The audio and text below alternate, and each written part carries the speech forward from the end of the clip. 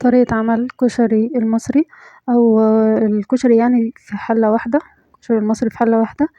بنجيب الرز ومعاه العدس اللي هو بجبة ده، ومعاكي كوباية مكرونة اللي هي صغيرة، وكوباية مكرونة سباجيتي وربعها عدس، وممكن تستغنى عن العدس الأصفر مفيش مشكلة. بكسريها طبعا بالطريقة اللي قدامك دي. أول حاجة بغسل الرز بالعدس، ما بخمروش يعني، ما بخمرش العدس لوحده فترة طويلة وكده لأ، بغسلهم مع بعض. باحط شوية زيت في الحلة يعني تملى أرضية الحلة. باحمر طبعا البصل الأول، البصل ده هو البصل اللي أنا باحطه على وش الكشري، مش هاسوي الرز فيه وكده لأ، أنا باحتاج الزيت بتاعه بس.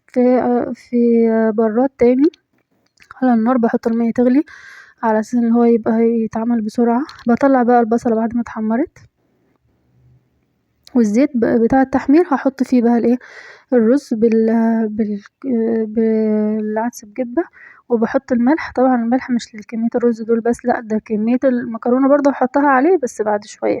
أول حاجة هاحط الرز الأول بالمكرونة، بعدين هاحط عليه المية بعد ما غليت.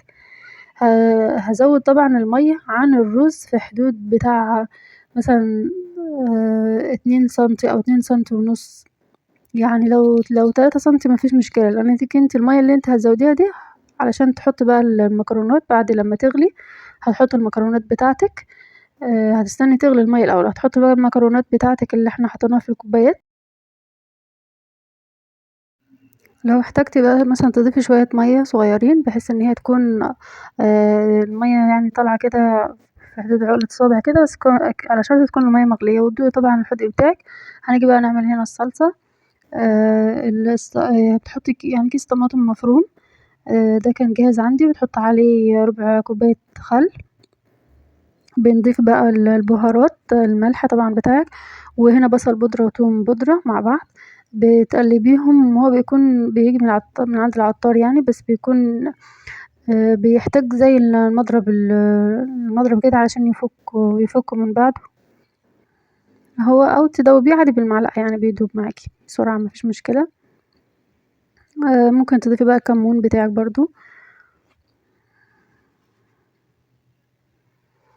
بتسيبيه بقى يغلي، ما بتحطيش ولا بصل عادي ولا توم ولا فلفل الكلام ده كله، هي بس الصلصة بالثوم البودرة بتعمليه بقى بالمضرب اهو، بالثوم البودرة بالبصل البودرة والكمون، مفيش اكتر من كده ولا اقل، والخل.